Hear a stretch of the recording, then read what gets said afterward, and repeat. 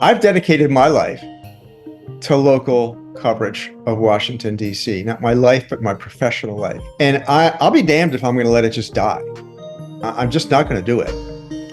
Hello and welcome back to another episode of Building Local Power and our final episode in the DC stop on our multi-city series where we explore how to build local power from the experiences of people who are doing just that on the ground in their respective cities. We think these stories will be illuminating in their own right, but hope they also inspire you on your journey to build local power wherever you're listening from. As always, I'm excited to be joined by my co-host today, Luke Gannon. What's up, Luke? Hey, Reggie, how's it going? I'm doing great. So I have an idea. I feel like we should turn BLP into a drinking game. Hear me out. Turn it into a drinking game. And every time I mention Modesto, the listener should take a drink of water, their smoothie, whatever the beverage of choice is. What do you think? Okay, I'll just say, Reggie, no shade, but people would probably be drinking a lot during this game. Okay, hold up. Does this mean you have another Modesto story for us? Indeed I do. So, as folks may know, I moved to DC just a few years ago, but before that, I was on a path to become Modesto's mayor. I'll just put it out there. I'll say it.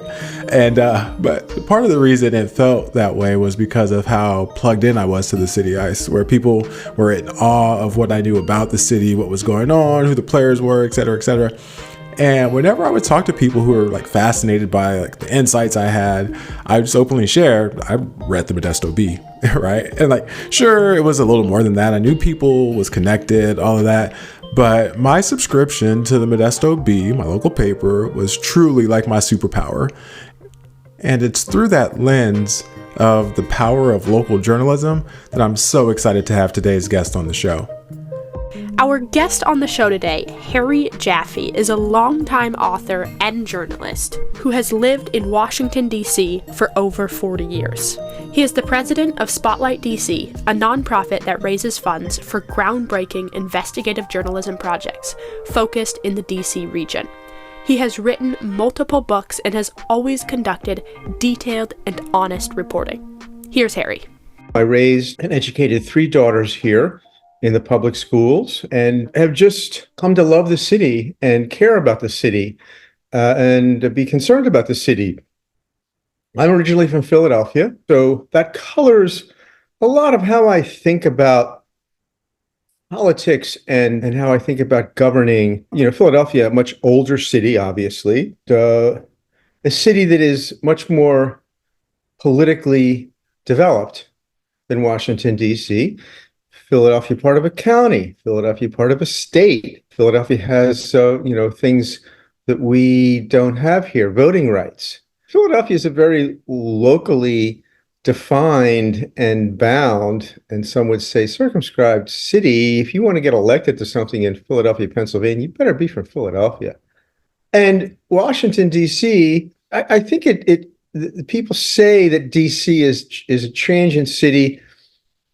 I don't think that is necessarily true of the politics. However, if you look on the council, you'll find that a number of the people elected to the 13-member council are not from D.C. After Philadelphia, Harry moved to Vermont in the 70s, where he had his first journalism job working for the Rutland Herald, where he fell in love with journalism. I loved question authority. I came out of that ethic. I'm very inquisitive. I believe strongly in the First Amendment. The fact that I could, as a journalist, ask publicly elected officials questions about why they did things. And I'm also just aggressive and pugnacious as a human being. So I had no problem asking questions that were sometimes probing, sometimes embarrassing, and sometimes maddening to public officials. As a matter of fact, I reveled in that. I had no fear of confronting people that I was writing about. I came down here, like so many people who come to Washington, D.C., when I was working for a senator. I came down here to work for Senator Patrick Leahy as his press person. And it was 1978. I had been at journalism in Vermont for 4 years. I came down here. I was dazzled by the chandeliers and the pinstripe suits and going up and down the elevator with Ted Kennedy and Lloyd Benson and all of these storied senators. And I loved that for 6 months. And then it wore off. Self-loathing kind of started to take over. And I quit. I was there for less than a year. This is just and the part of it is ego. I mean, you can't forget about the fact that journalists have egos and we have bylines. And I would write these great essays and they would wind up coming out of Patrick Leahy's mouth on the floor of the Senate. And I said, wait a second, I wrote that. So I got out of that pretty quickly and went back into journalism. And that was the time when there was a business model for journalism. And I worked for a couple of wire services and covered Capitol Hill, covered the White House, covered the courts, covered the Pentagon. I covered everything. And what I found was I was corresponding for newspapers on the West Coast, and I missed what I would call the bump and grind of local reporting. I missed the I'm going to use another cliche, the kind of the contact sport of local reporting, where you lived, you heard from your neighbors that something was amiss. You read the local news. I had three daughters I was about to have three daughters in the local public schools. Encountered the police. Everybody encounters the police for good or bad reasons. And I realized that I was much more drawn to local reporting than I was to national reporting. Actually found national reporting boring. I found it pointless. I found that it was me and 30 other people writing about the same events, the same policies. In the early days of Harry's reporting, he was nicknamed Scoop Jaffe, meaning that he got the news first and published it on the front page of a newspaper. Harry found local reporting to be both frustrating and rewarding. It was rewarding because there were very few journalists, and there still are very few journalists in the District of Columbia, the nation's capital, who cover local Washington, the city behind the monuments. There is this fiction out in the rest of the country that nobody lives in Washington, that politicians come and go. The White House and the Congress are here, a couple of monuments, but do people actually live in Washington, D.C.? Well, it's a 67.5 square mile city. We now have a budget of $21 billion. It took the district and its residents a long fight to get home rule, to get some local control. The good part of being a journalist covering Washington, D.C. was that there weren't that many of us. The bad part was that there was a lack of care. There was a lack of interest because many of the people who do live in Washington, D.C. are here for national, international advocacy reasons. When I came here, the majority of the population was African American. It was hit close to 80%. It was a hyper segregated city. It still is segregated, but less so. The racism affected the journalism. The majority of the journalists were white. I wrote about Black Washington, and race always played into the situation. In the mid to late 80s, Harry started to write about Washington, D.C. when Marion Barry was the mayor. Marion Barry was the dominant political, social, racial force in this city. I saw him as a great character. I mean, Marion Barry, he loomed so large over this city. He was mayor for life. Everybody knew him. I help individual people, but I try to change institutions and so that things can go whether I'm here or not. That when I leave this earth, I would have built a foundation so strong that nobody can tear it down. Nobody had mixed feelings about Marion Barry. Liked him or didn't.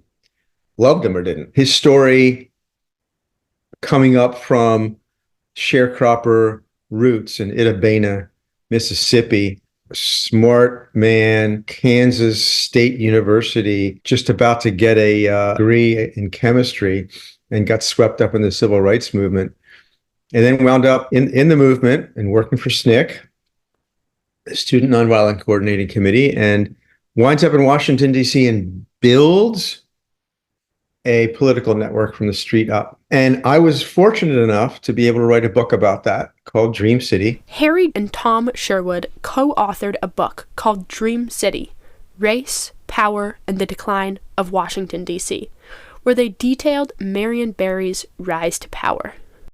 I saw Marion Barry as a tragic character, not a good man or a bad man, but just a tragic character who in Shakespearean terms, kind of was succumbed to his human frailties. We all have them. He had them pretty bad.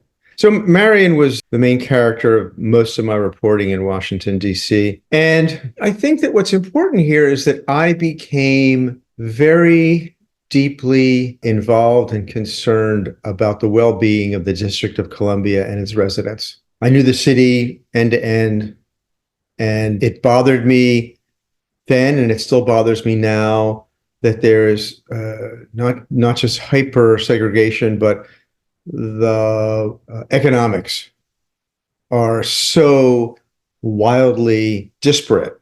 You have people in Upper Caucasia in Georgetown who live in $10 million homes, and then east of the Anacostia River, you have people just trying to get to the dentist, trying to find a dentist, make it through the day.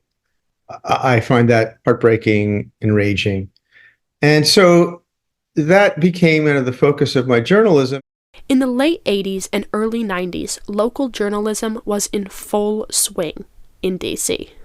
I would say perhaps 86 to 96, when local journalism was in full flower in Washington, D.C. By that, I mean that the Washington Post, which was the dominant newspaper, had a city desk with probably 20 people on it.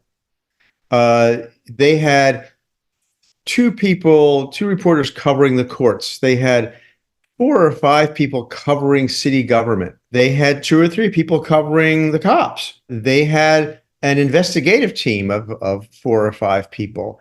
And there was also, besides a great character in Marion Barry, the crack cocaine effect on Washington, D.C. was horrendous.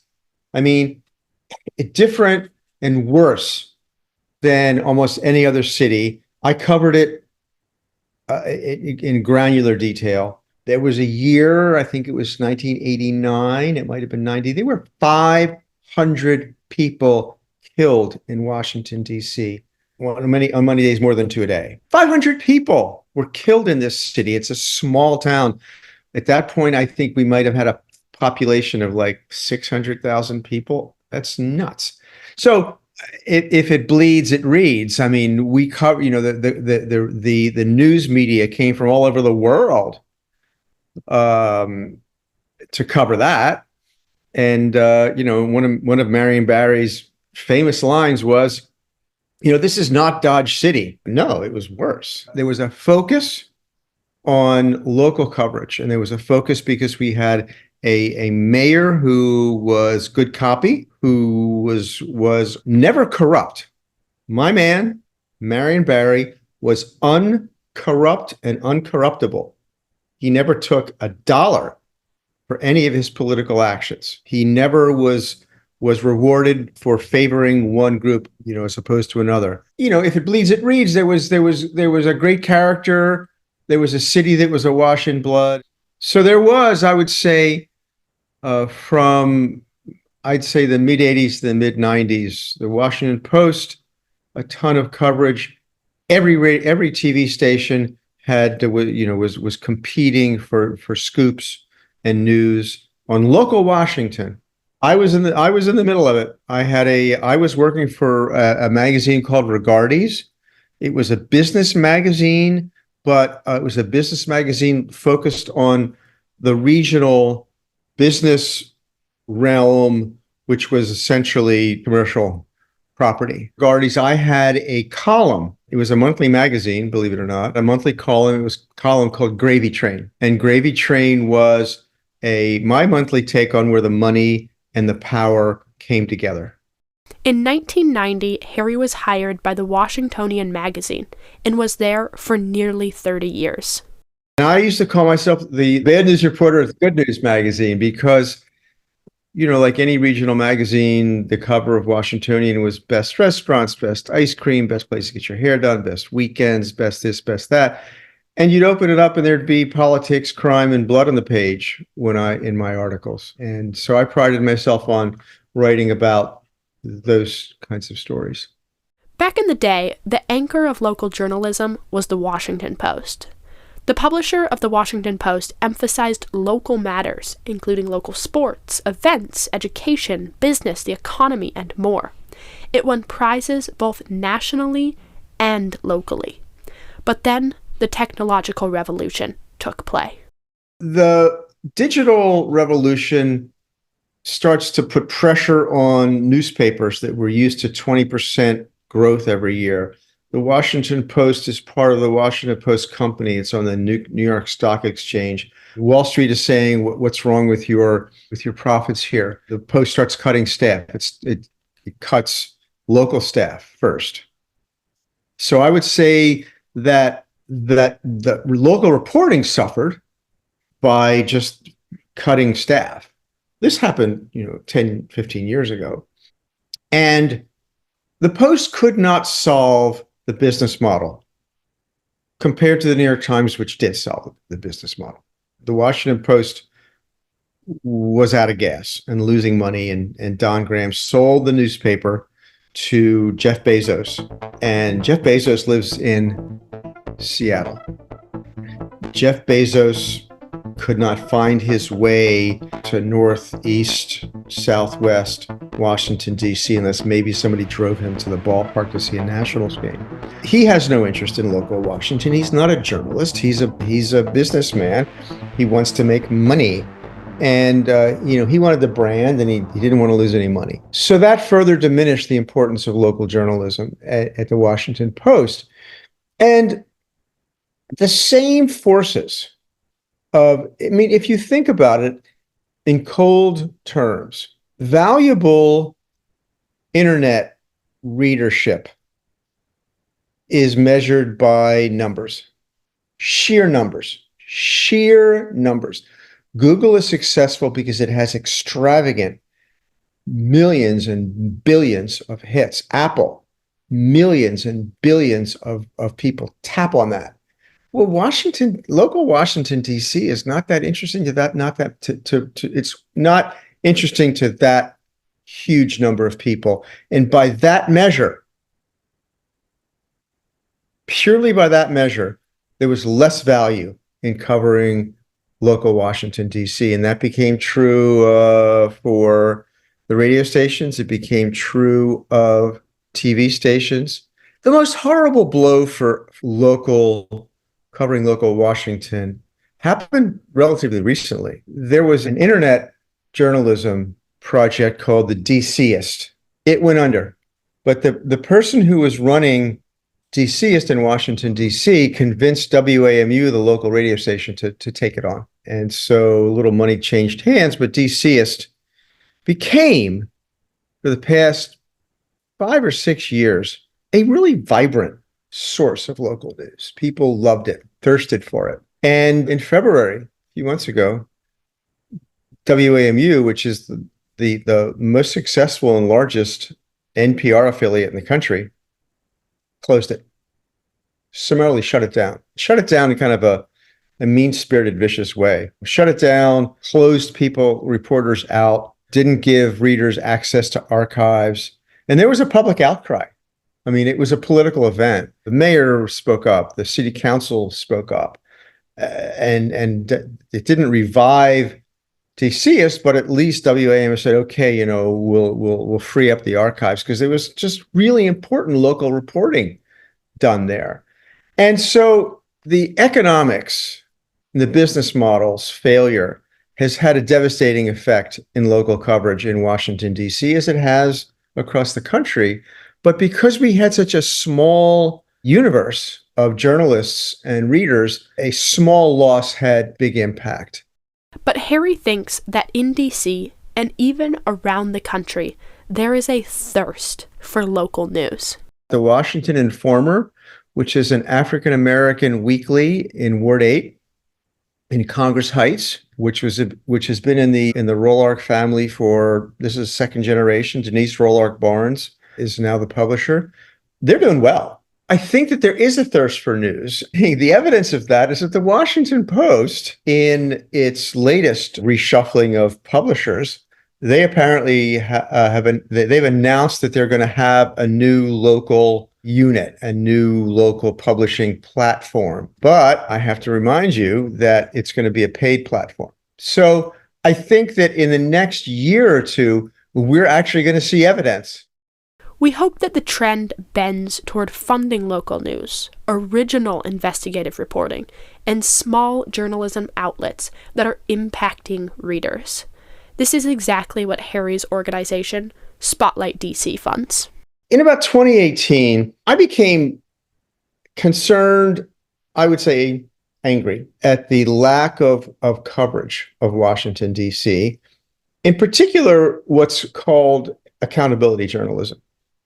Holding the powerful to account, holding the government to account, holding business people who intersect with the public to account. And there was just a total absence of that. And so I got together with Colbert I. King, who is still probably if not the most long-standing, successful, impactful African-American journalist writing columns in the country. Colby King and I, Colby's a native Washingtonian. I've known Colby for decades. I ran into him and he said, "What are you up to?" I said, "I'm thinking of starting this nonprofit, Spotlight DC." And Colby said, "Count me in." So Colby's support, we got support from people like Don Graham, who was the former publisher of the Washington Post, and many other people. And we formed Spotlight DC Capital City Fund for Investigative Journalism with the sole purpose of supporting, funding, mentoring, but not publishing, supporting, funding, mentoring journalists who were pursuing what we thought were worthy, impactful, investigative accountability journalism in Washington. We're a lean organization. We have 2 volunteer boards. One is an advisory board of journalists. The advisory board of journalists evaluates proposals that we seek from journalists around the region. And then we have an executive board that actually approves funding. Our executive board is an unbelievable array of accomplished, brilliant journalists and professors in Washington, D.C. Spotlight DC launched in 2020, and the second journalist that they mentored and funded exposed the blatant fraud in DC's eviction system and won a number of investigative reporting awards. We funded a young journalist that I plucked out of the community named Josh Kaplan. And Josh Kaplan and I worked together on this story. It was published in DCist, which no longer exists. Josh Kaplan just got a Pulitzer Prize for his investigation of Clarence Thomas and Alito and other Supreme Court justices. He got his he won his first awards and did his first investigative journalism supported by Spotlight DC. I say support because we don't publish. We fund. We fund projects by Ola Cultura, which is a Latino-based nonprofit here in Washington. They have focused on environmental journalism. They've won awards for the climate effects on Black and Brown communities. And so we continue to fund journalists working on consequential journalism that affects people here in the local Washington, D.C. region. And we have a half a dozen stories that are in process right now. And I think that we have been successful, and hopefully we will continue to be successful. Losing DCist was a huge blow for us. They were they had capable journalists. They published work that we funded by these capable journalists, and the loss of DCist was a terrible blow for us.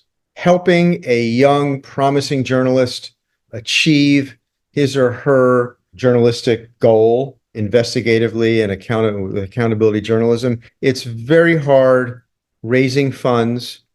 The pool of local journalists who are capable of this kind of reporting is small.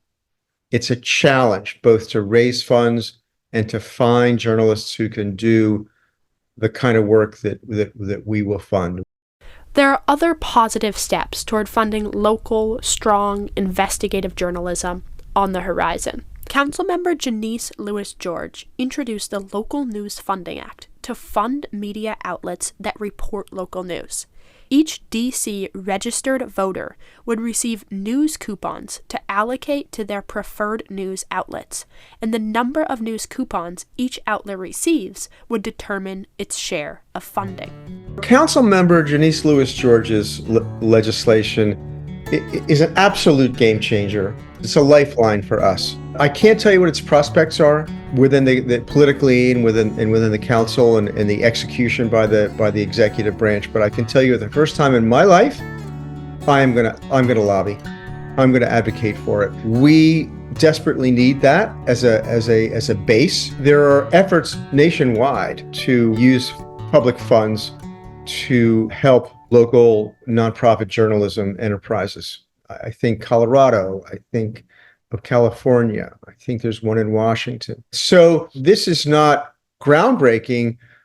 It's been done before, but if we can pull it off here, I think it will have a nationwide effect, because anything that happens in Washington that's successful will often get replicated around the country. The actual operational way it would work was, and this would be a readership run fund. Washingtonians, I think residents, voters, I don't know how they're going to split it up, actually get tokens.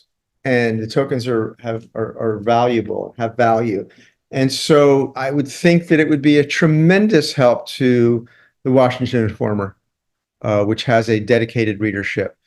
It would be a struggle for Spotlight DC. We're relatively new. We'd have to make sure that people knew who we were and the value of what we do. I think that the council members' legislation, if it's passed, would be a huge help to local news coverage in the nation's capital. I'm skeptical of almost everything the government does. So I applied my skepticism to this because as a journalist, this is a bad idea. Who's going to benefit? Where's the money going to go? How much is going to be wasted? I come with all those questions. This legislation, first of all, I mean, if you think about it, the price of Councilmember Janeese Lewis-George's legislation to fund local journalism is $11.5 million, which seems like a lot of money, except when you compare it to the $21 billion DC government budget.